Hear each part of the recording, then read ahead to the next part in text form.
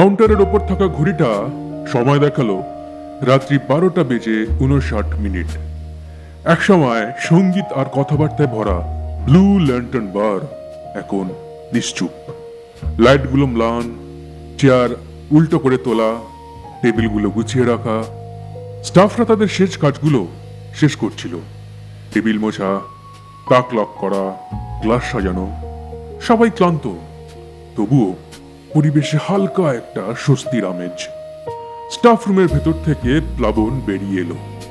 সে আর বারটেন্ডারের ইউনিফর্মে নেই, বরং পরে আছে একটা সাদা মাটা সাদা শার্ট, একটা ডেনিম জ্যাকেট আর একটা গাঢ় রঙের জিন্স।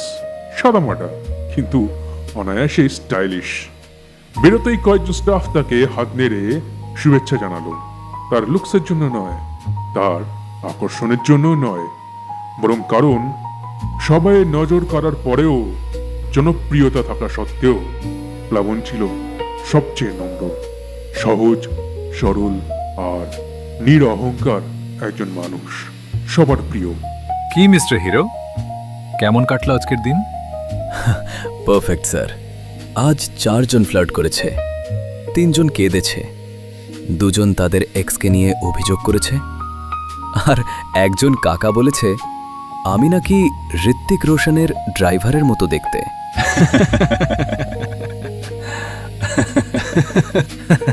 ড্রাইভার না, হিরো হবি তুই।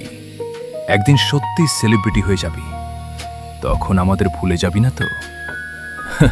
আমি যদি সেলিব্রিটি হয়ে যাই, আপনাকে আমার পিআর ম্যানেজার বানিয়ে নেব অতীনদা। অন্তত তখন আপনার বয়সটা আপনার পেশার সঙ্গে ম্যাচ করবে। এই, তুই সব সময় আমাকে বুড়ো বানাবি, তাই না? বাট জোকস অ্যাপার্ট, তুই এখন সোনারপুর যাচ্ছিস, তাই তো? আর কোথায় যাব অতীনদা? মালদ্বীপ? এখন রাত 1টা। সোনারপুর কম দূর না, রাস্তা ফাঁকা। কতটা ঝুঁকি আছে বলো তো? এখানেই একটা ঘর নিয়ে নিচ্ছিস না কেন? অতীনদা, চিন্তা করবেন না। ভূতটুত আমাকে দেখলে ভয় পালায়। আমি সিরিয়াস প্লাবন। 25 কিলোমিটার বাইকে করে যাওয়া এই সময় এটা ছেলে খেলা না। অতীনদা, আমার হারানোর কিছু নেই, শুধু পাওয়ার আছে। তাই আমি ঠিক থাকব। পাগল একটা ছেলে। পৌঁছালে অন্তত একটা মেসেজ করিস। করে দেব, প্রমিস।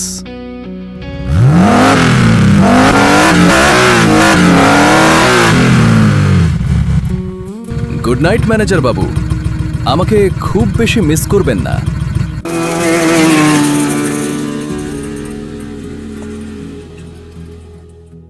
আর তারপর থ্রটল ঘুরতেই প্লাবন আর তার ডুকাটি চোখের নিমিষে ছুটে বেরিয়ে চলে গেল সোনারপুরের শান্ত অন্ধকার রাস্তার দিকে। সে নির্ভয়, সে অচঞ্চল, কারণ তার হারাবার কিচ্ছু নেই, কিন্তু পাওয়ার আছে সবকিছু।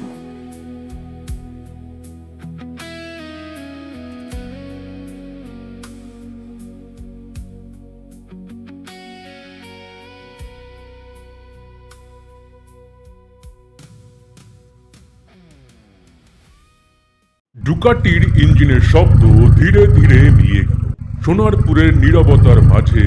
আর প্লাবন থামল তার বাড়ির সামনে।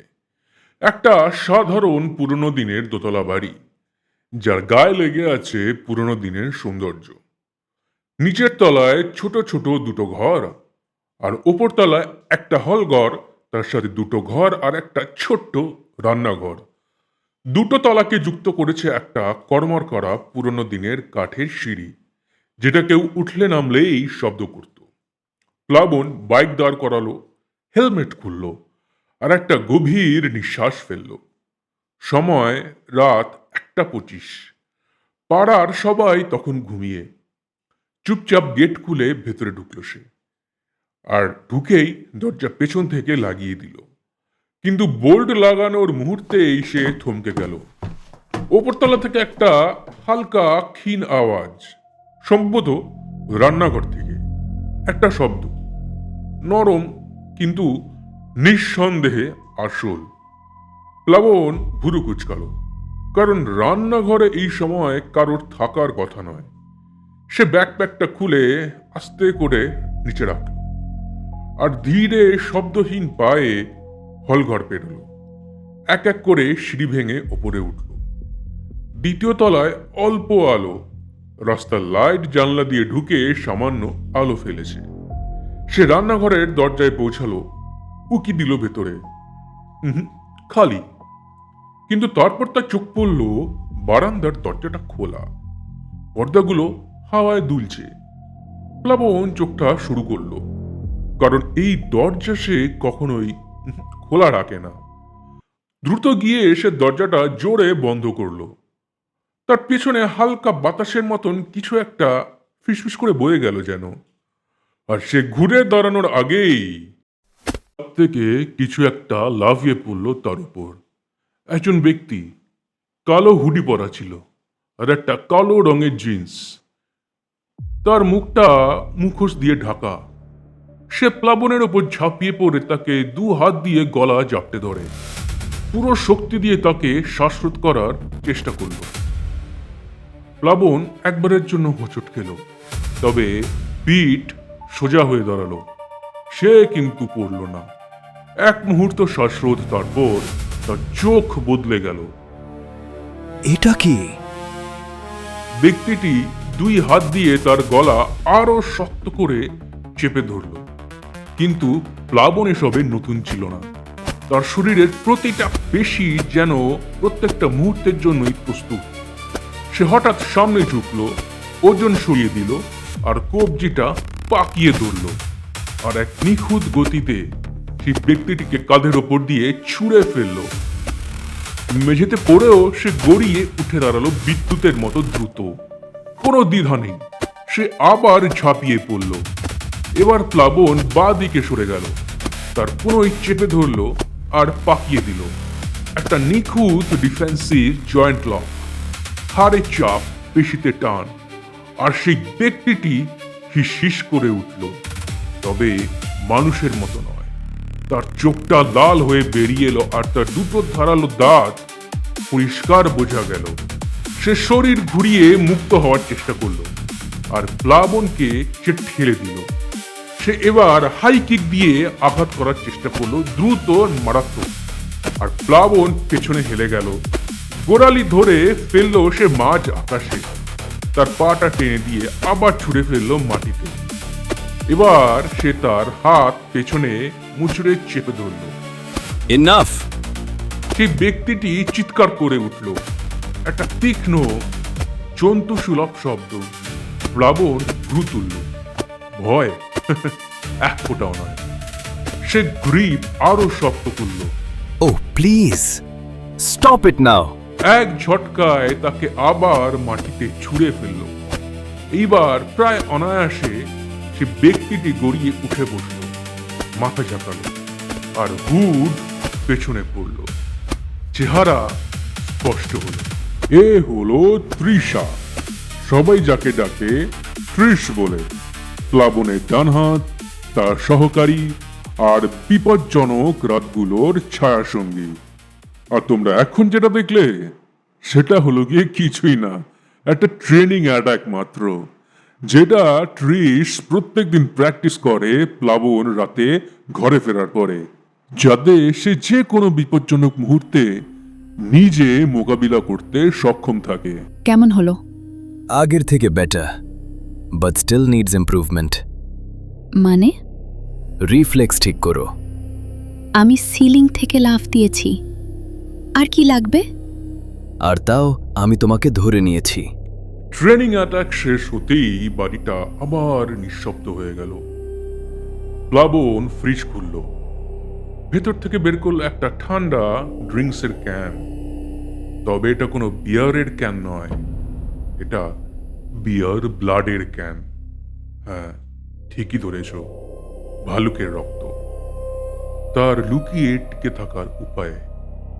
সে ক্যান খুলল, আর গন্ধ নাকে আসতেই তার চোখে একটা ক্ষণিকের জন্য ঝিলিক দেখা গেল।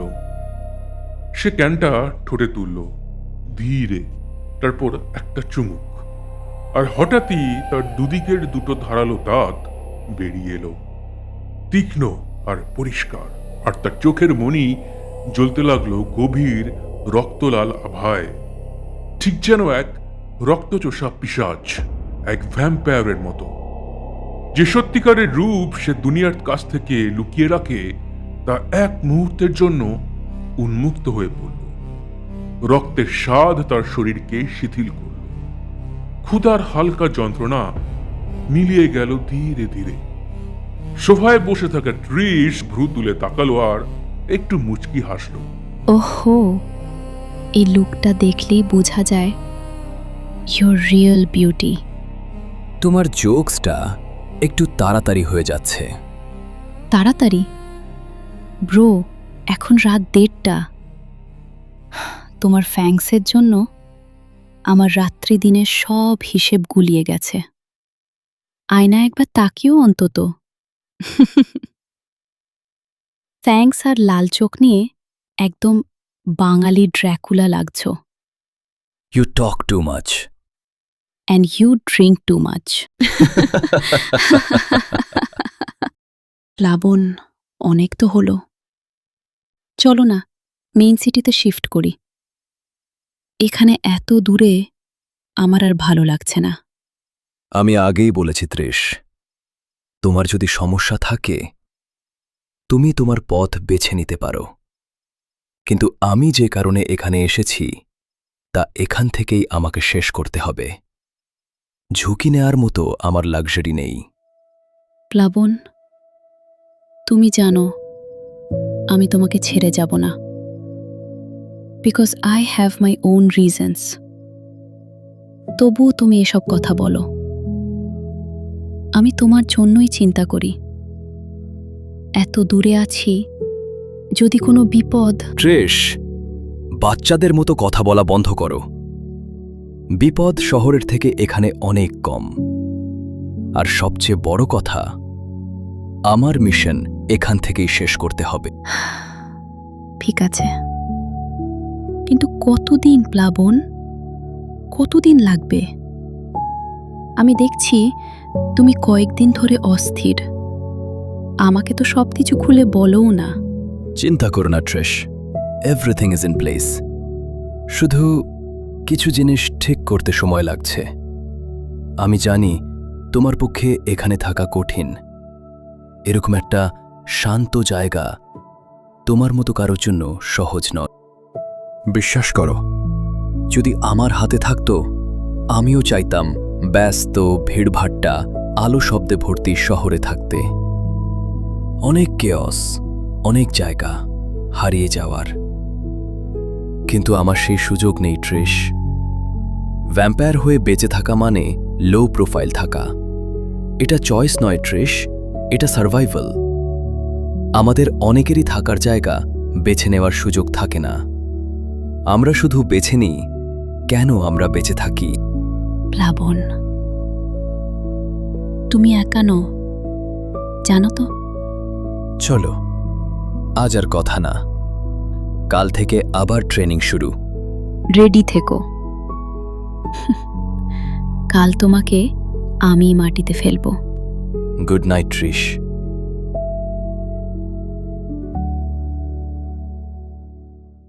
সল্টলেক সেক্টর 5 আবার জেগে উঠেছে। কাচের বিল্ডিংগুলোর গায়ে সকালের রোদ পড়ে ঝিলমিল করছে, যেন প্রতিটা জানলার ভেতরে আলাদা আলাদা উচ্চ আকাঙ্ক্ষা জমা হয়ে আছে। অটোর হুহু শব্দ, বাসের হর্ন, কফি স্টল থেকে ধোয়া উঠে বাতাসে মিশে যাচ্ছে। কর্পোরেট মানুষগুলো দ্রুত হাঁটছে, যেন ভাগ্য নয় স্যালারি তাদের চালায়। সফট বিচ টেকের প্রবেশদ্বারে আলো পড়ছে তীর্যকভাবে। কর্মীরা ঢুকছে আতখোলা চোখে, মাথার ভেতর ডেডলাইনের তালিকা। আর ঠিক তখনই ওরা তিনজন এসে পৌঁছল। নন্দিনী ইস্ত্রি করা কুর্তি, চুল শক্ত করে বাঁধা, বাইরে নিখুঁত, কিন্তু আজ সে একটু চুপচাপ। চন্দ্রা সেটা সঙ্গে সঙ্গেই বুঝলো, আর অম্বর না বোঝার ভান করলো।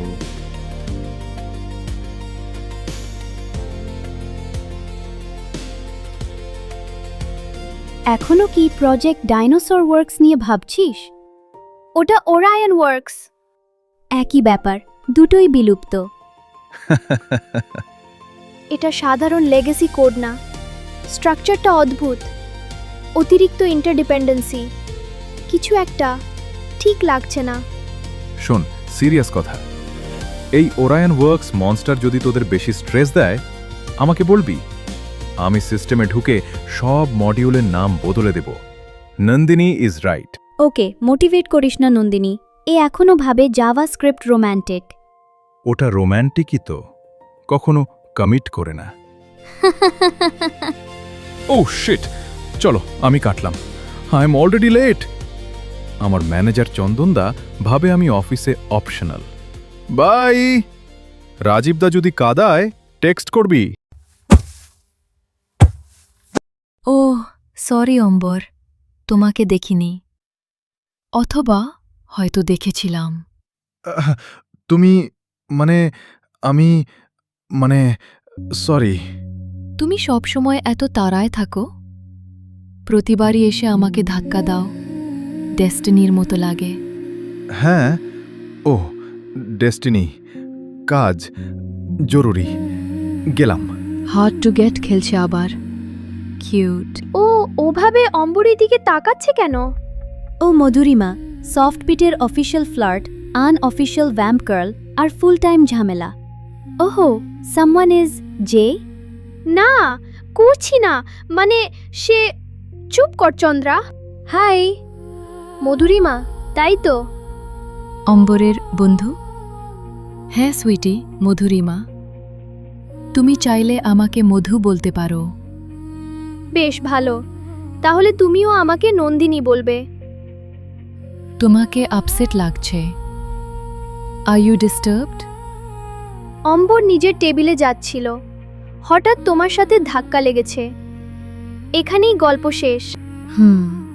কিন্তু আমার তো মনে হয় না এটা শেষ। ও বারবার আমার সাথে ধাক্কা খায়, হয়তো ডেস্টিনি। অথবা তুমি ইচ্ছে করে পথ আটকে দাঁড়াও। তুমি কি বলতে চাইছো আমি ইন্টারেস্টেড? বলতে চাইছি না, বলছি তুমি ইন্টারেস্টেড, এটা ক্লিয়ার। দেখো, অম্বর খুব ভদ্র, সবাইকে সম্মান দেয়। ওর ভদ্রতাকে ইন্টারেস্ট ভেবে ভুল করবে না। আহা, তুমি তো খুব প্রোটেক্টিভ, সো কিউট। প্রোটেক্টিভ হয়তো, কিন্তু তার চেয়েও বেশি আমি চাই না কেউ তাকে অস্বস্তিতে ফেলুক। তাহলে তুমি কি চাও নন্দিনী? খেলা বন্ধ করো অম্বরকে নিয়ে। আর যদি না করি? তাহলে জেনে যাবে আমি শুধু খেলা খেলি না, খেলা জিতিও। ইন্টারেস্টিং, খুব ইন্টারেস্টিং। ভালো, এখন যদি পথ ছাড়ো, আমাদের কাজ আছে। আবার কথা হবে, বাই। শুধু তখনই যদি অম্বরের পথ থেকে দূরে না থাকো। চলো ম্যাডাম হিরোইন, ভ্যাম্পায়ার HR আসার আগে।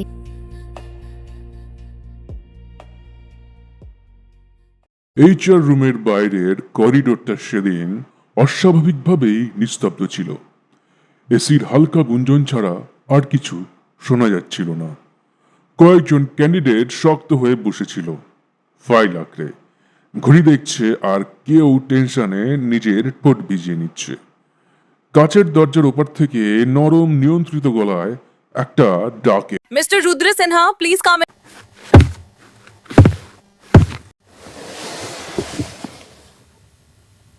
Please introduce yourself, Mr. Sinha. My name is Rudra Sinha. I have been working in the IT industry for 8 years, leading multiple transformation projects.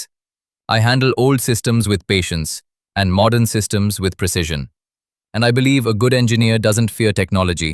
He masters it. আপনি কি জানেন রোলটা project Orion ওয়ার্কসের জন্য 10-12 বছরের পুরনো legacy code base. আজ যেখানে cloud, microservices, container apps সব দ্রুত এগোচ্ছে, তখন কেন আপনি পুরনো টেকনোলজিতে ফিরতে চান? ম্যাম, নতুন টেকনোলজি পুরনোকে অপ্রয়োজনীয় করে না। এটা শুধু তাকে কঠিন করে তোলে বুঝতে। নতুন স্ট্যাকে কাজ করা ইজি, কিন্তু ওরিয়ন ওয়ার্কসের মতো সিস্টেম একটা কোম্পানির ফাউন্ডেশন গড়ে তোলে। ওগুলোকে এড়িয়ে যাওয়া নয়, রেসপেক্ট দিতে হয়। একটু পুরনো দাদু ঠাকুমার মতো যত্ন, ধৈর্য আর বোঝার ক্ষমতা চাই। লেগাসি সিস্টেম হল প্রতিষ্ঠানের মেরুদণ্ড। নতুন টেকনোলজি দ্রুত আসে, কিন্তু ফাউন্ডেশন রাতারাতি বদলায় না। ক্লাউড শক্তিশালী, কিন্তু লেগাসি সিস্টেমকে না বুঝে ক্লাউডে তুললে ওটা ডিজাস্টার হয়ে যায়। 12 বছর ধরে ওরিয়ন ওয়ার্কস টিকে আছে, মানে তার ফাউন্ডেশন স্ট্রং আছে, মূল্য আছে। আর কোনো ফাউন্ডেশনকে পুরনো বলে ফেলে দেওয়া যায় না। তাকে বুঝতে হয়, মজবুত করতে হয়, তারপর তাকে নিয়ে এগোতে হয়। নতুন সিস্টেম সবাই বানাতে পারে, কিন্তু পুরনো সিস্টেমকে রিভাইভ করতে পেশেন্স লাগে, ডিসিপ্লিন লাগে, ভিশন লাগে। If I fix a cloud issue, I become useful. But if I revive a dying legacy system, I become irreplaceable. এই লাইনটা সোজা গিয়ে প্রিয়াঙ্কার মনে আঘাত করল।